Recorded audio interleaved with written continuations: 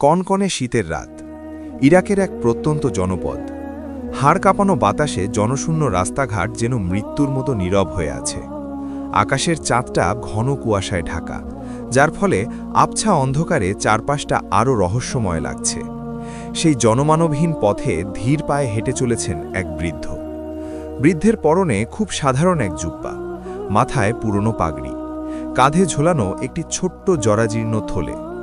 তার হাঁটার গতি ধীর, কিন্তু ব্যক্তিত্বে এক অসাধারণ গাম্ভীর্য। তার চেহারায় এমন এক নূর বা দ্যুতি আছে যা অন্ধকারেও যেন জ্বলজ্বল করছে।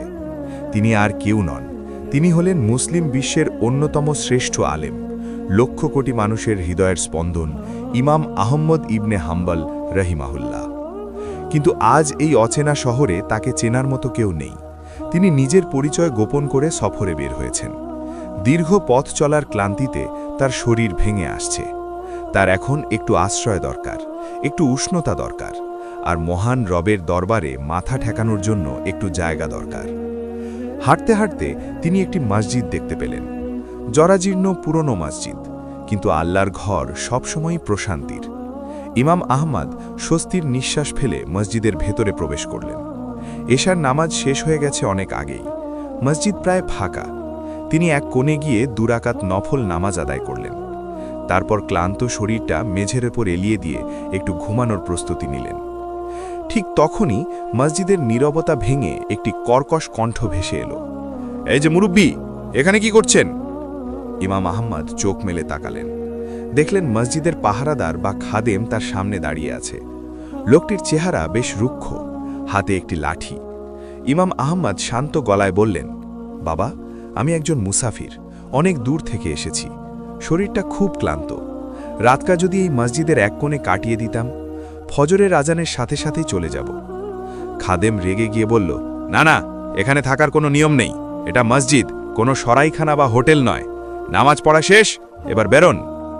ইমাম আহমদ অবাক হলেন। তিনি বললেন, বাবা, বাইরে প্রচণ্ড শীত, আমার থাকার কোনো জায়গা নেই। আমি তো আল্লাহর ঘরেই আশ্রয় চেয়েছি। আমি কারো কোনো ক্ষতি করব না, শুধু এক কোণে পড়ে থাকব। কিন্তু খাদেমের মন গলল না। সে বলল, শোনেন মুরব্বি, এত কথা শোনার সময় আমার নেই। আমি এখন মসজিদে তালা দেব। আপনি ভালোয় ভালোয় বের হবেন নাকি ঘাড় ধাক্কা দিয়ে বের করতে হবে? ইমাম আহম্মদ ইবনে হাম্বল, যার নাম শুনলে তৎকালীন বাদশারা পর্যন্ত সম্মানে দাঁড়িয়ে যেতেন, যার ছাত্ররা তার এক ঝলক দেখার জন্য মাইলের পর মাইল হেঁটে আসত, আজ সেই মহান ব্যক্তিকে এক সাধারণ পাহারাদার ঘাড় ধাক্কা দিয়ে বের করে দিতে চাইছে। কিন্তু ইমাম আহমদ নিজের পরিচয় দিলেন না। তিনি অহংকারবশত বললেন না যে তুমি জানো আমি কে। তিনি বিনয়ের সাথে চুপচাপ উঠে দাঁড়ালেন। খাদেম তাকে এক প্রকার জোর করেই মসজিদের সিঁড়ির উপর নামিয়ে দিয়ে দরজা বন্ধ করে দিল। ইমাম আহমদ দীর্ঘশ্বাস ফেলে সিঁড়িতেই বসে পড়লেন। তিনি ভাবলেন, হয়তো আল্লাহর এটাই ইচ্ছা, আমি এই সিঁড়িতেই রাতটা কাটিয়ে দেব। কিন্তু বিপদ যেন পিছু ছাড়ছে না। খাদেম তালা দিয়ে যাবার সময় দেখল বৃদ্ধ এখনও সিঁড়িতে বসে আছেন। সে ফিরে এসে ধমক দিয়ে বলল, কি ব্যাপার, এখনও বসে আছেন? মসজিদের সিঁড়িতেও বসা যাবে না, এখান থেকে দূর হয়ে যান। এই বলে সে ইমাম আহমদের হাত ধরে টেনে হিচড়ে রাস্তার মাঝখানে নামিয়ে দিল। মহান ইমাম বয়োবৃদ্ধ শরীর নিয়ে টলটলে করে রাস্তায় গিয়ে দাঁড়ালেন।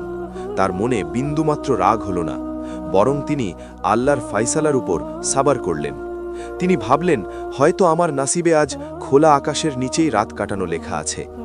রাস্তার ওপারেই ছিল ছোট্ট একটি দোকান, মাটির তৈরি ঘর, ভেতরে টিমটিমে আলো জ্বলছে। এটি একটি রুটির দোকান, বেকারি। দোকানের মালিক এক মাঝবয়সী লোক ভোরবেলার জন্য রুটির খামির বা আটা তৈরি করছিলেন। তিনি জানালা দিয়ে পুরো ঘটনাটি দেখছিলেন।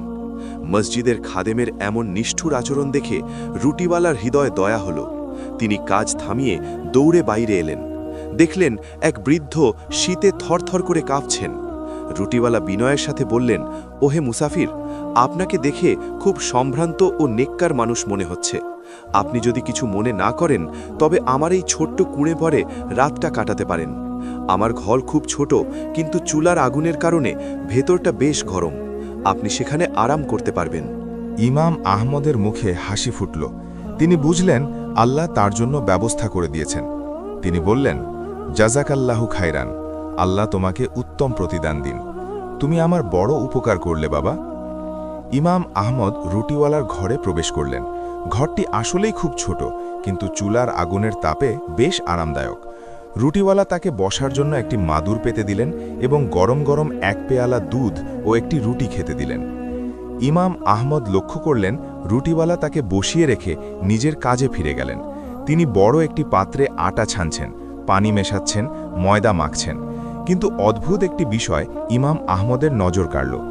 রুটিওয়ালা তার হাতের প্রতিটি কাজের সাথে সাথে বিড়বিড় করে কিছু একটা পড়ছেন। তিনি যখন আটা হাতে নিচ্ছেন তখন কিছু পড়ছেন, যখন পানি ঢালছেন তখন পড়ছেন, যখন খামির বানাচ্ছেন তখন পড়ছেন। ইমাম আহমদ কান পেতে শোনার চেষ্টা করলেন। তিনি শুনলেন রুটিওয়ালা অনবরত পড়ছেন, আস্তাগ ফিরুল্লাহ, আস্তাগ ফিরুল্লাহ, আস্তাগ ফিরুল্লাহ। আমি আল্লাহর কাছে ক্ষমা চাই। লোকটি থামছেন না। তার হাত চলছে কাজের গতিতে আর জিহ্বা চলছে জিকিরের গতিতে। ক্লান্তি নেই, বিরতি নেই, যেন শ্বাস প্রশ্বাসের মতোই এই ইস্তেগফার তার জীবনের অংশ হয়ে গেছে। ইমাম আহমদ মুগ্ধ হয়ে তাকিয়ে রইলেন। তিনি শুয়ে বিশ্রাম নেওয়ার ভান করলেন, কিন্তু আসলে তিনি সারা রাত জেগে এই দৃশ্য দেখলেন। ভোর রাত পর্যন্ত রুটিওয়ালা কাজ করলেন এবং হাজার হাজার বার ইস্তেগফার পাঠ করলেন। ভোরের আলো ফোটার কিছুক্ষণ আগে রুটিওয়ালার কাজ শেষ হল। তিনি হাত ধুয়ে বিশ্রাম নিতে এলেন। তখন ইমাম আহমদ উঠে বসলেন। তিনি রুটিওয়ালাকে জিজ্ঞেস করলেন, বাবা, আমি সারা রাত ধরে লক্ষ্য করলাম তুমি তোমার প্রতিটি কাজের ফাঁকে ফাঁকে আল্লাহর কাছে ক্ষমা চাইছ, ইস্তেগফার করছ। তুমি কতদিন ধরে এই আমলটি করছ? রুটিওয়ালা মুচকি হেসে বললেন, হুজুর, এটা আমার অনেক দিনের অভ্যাস। যৌবনকাল থেকেই আমি এটা করছি। এখন অবস্থা এমন হয়েছে যে আমি চাইলেও এটা থামাতে পারি না। আমার অজান্তেই মুখ দিয়ে আস্তাগ ফিরুল্লাহ বের হতে থাকে। ইমাম আহমদ কৌতূহলী হয়ে জিজ্ঞেস করলেন, এই যে তুমি এত বছর ধরে ইস্তিগফার করছো, এর বিনিময়ে তুমি কি দুনিয়াতে আল্লাহর কাছ থেকে বিশেষ কোনো ফল বা উপকার পেয়েছ? এ কথা শুনে রুটিওয়ালার চোখ উজ্জ্বল হয়ে উঠল। তিনি আবেগের সাথে বললেন, হুজুর, আল্লাহর কসম করে বলছি, আমি এই ইস্তিগফারের বরকতে এক অলৌকিক ফল পেয়েছি। আমি যখনই হাত তুলে আল্লাহর কাছে যা চেয়েছি, আল্লাহ আমাকে তাই দিয়েছেন। আমার এমন কোনো দোয়া নেই যা আল্লাহ কবুল করেননি। যখনই কোনো বিপদে পড়ি, ইস্তিগফার পড়তে থাকি আর আল্লাহ গায়েবীভাবে সেই বিপদ দূর করে দেন। ইমাম আহমদ অবাক হয়ে বললেন, সব দোয়া কবুল হয়েছে? রুটিওয়ালা একটু ম্লান হাসলেন। তারপর দীর্ঘশ্বাস ফেলে বললেন, সবই কবুল হয়েছে হুজুর, শুধু একটি দোয়া ছাড়া। আমার একটি মাত্র আশা এখনও পূরণ হয়নি। ইমাম আহমদ জিজ্ঞেস করলেন, কি সেই দোয়া যা কবুল হয়নি?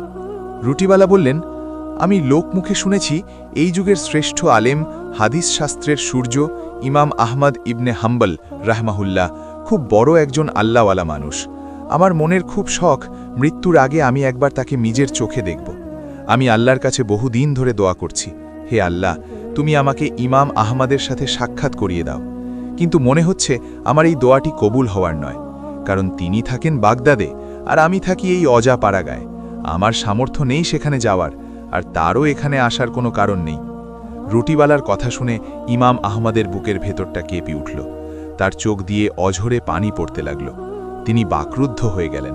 রুটিওয়ালা অবাক হয়ে জিজ্ঞেস করলেন, হুজুর, আপনি কাঁদছেন কেন? আমি কি ভুল কিছু বললাম? ইমাম আহমদ নিজেকে সামলে নিয়ে বললেন, না বাবা, তুমি ভুল কিছু বলনি। আল্লাহ তোমার ইস্তেগফারের ওসিলায় তোমার ওই একটি বাকি দোয়াও কবুল করে নিয়েছেন। রুটিওয়ালা অবাক হয়ে বললেন, মানে? ইমাম আহমদ কম্পিত কণ্ঠে বললেন, তোমার ওই দোয়াটি কবুল করার জন্যই আল্লাহ তাআলা আজ এক অদ্ভুত পরিস্থিতির সৃষ্টি করেছেন। তিনি আমাকে বাগদাদ থেকে বের করে এনেছেন, তারপর আমার অজান্তেই আমাকে এই শহরে নিয়ে এসেছেন। এরপর আমাকে মসজিদ থেকে ঘাড় ধাক্কা দিয়ে বের করে দিয়েছেন এবং শেষমেশ তোমার এই কুড়ে ঘরে টেনে এনেছেন। রুটিওয়ালা বিস্ময়ে হা হয়ে তাকিয়ে রইলেন। ইমাম আহমদ বললেন, আমি সেই হতভাগা আহমদ ইবনে হাম্বল। এই কথা শোনার সাথে সাথে রুটিওয়ালার হাত থেকে পানির গ্লাসটি পড়ে গেল। তিনি বিশ্বাস করতে পারছিলেন না। তিনি থরথর করে কাঁপতে লাগলেন। যে মানুষের জন্য তিনি বছরের পর বছর তাহাজ্জুদে কেঁদেছেন, আজ সেই মানুষটি তার নিজের ঘরে তার মেহমান হয়ে বসে আছেন। রুটিওয়ালা দৌড়ে এসে ইমাম আহমদের হাত জড়িয়ে ধরলেন এবং হাউ মাউ করে কাঁদতে লাগলেন। আল্লাহু আকবার, আল্লাহু আকবার, আল্লাহ আমার সব দোয়া কবুল করেছেন, আমার আর কিছু চাওয়ার নেই। ইমাম আহমদও তাকে জড়িয়ে ধরে কাঁদলেন। তিনি বললেন, ভাইরে, আমি ভাবছিলাম কেন আমাকে মসজিদ থেকে অপমান করে বের করে দেওয়া হলো। এখন বুঝলাম এটা ছিল আল্লাহর পরিকল্পনা। তিনি তোমাকে দেখানোর জন্য, তোমার ইস্তেগফারের মর্যাদা রাখার জন্য আমাকে তোমার দুয়ার পর্যন্ত টেনে এনেছেন। ভোরের আজান ভেসে এলো। ইমাম আহমদ এবং রুটিওয়ালা একসাথে মসজিদে গেলেন, কিন্তু এই ঘটনার শিক্ষা রয়ে গেল চিরকালের জন্য। প্রিয় পাঠক, দর্শক, এই গল্পটি আমাদের শেখায় যে আমরা যখন মনে করি আমাদের দোয়া কবুল হচ্ছে না, তখন আসলে আল্লাহ আমাদের জন্য সেরা সময়ের অপেক্ষা করেন। রুটিওয়ালা যদি বাগদাদে গিয়ে ইমাম আহমদকে দেখতেন, তবে সেটা হতো সাধারণ দেখা, কিন্তু আল্লাহ চাইলেন ইমাম আহমদ নিজেই তার কাছে আসবেন, যাতে কিয়ামত পর্যন্ত মানুষ ইস্তেগফারের এই শক্তির কথা জানতে পারে। রসুল সাল্লাল্লাহু আলাইহি ওয়াসাল্লাম বলেছেন, যে ব্যক্তি নিয়মিত ইস্তেগফার করবে, আল্লাহ তাকে সব সংকট থেকে মুক্তির পথ বের করে দেবেন, সব দুশ্চিন্তা থেকে মুক্তি দেবেন এবং তাকে এমন উৎস থেকে রিজিক দেবেন যা সে কল্পনাও করতে পারবে না। সুনানে আবু দাউদ। আসুন আমরাও আমাদের জীবনের প্রতিটি মুহূর্তকে ইস্তেগফারে রাঙিয়ে তুলি। কে জানে, হয়তো আপনার কোনো এক ইস্তেগফারের উসিলায় আল্লাহ আপনার জীবনের বন্ধ দরজাগুলো খুলে দেবেন। গল্পটি যদি আপনার হৃদয়ে সামান্যতম নাড়া দিয়ে থাকে, তাহলে কমেন্ট করে সুবহানাল্লাহ লিখুন। আর এমন শিক্ষণীয় ভিডিও নিয়মিত পেতে আমাদের চ্যানেলটি সাবস্ক্রাইব করে বেল আইকনটি বাজিয়ে দিন। দেখা হবে পরের ভিডিওতে। আল্লাহ হাফেজ।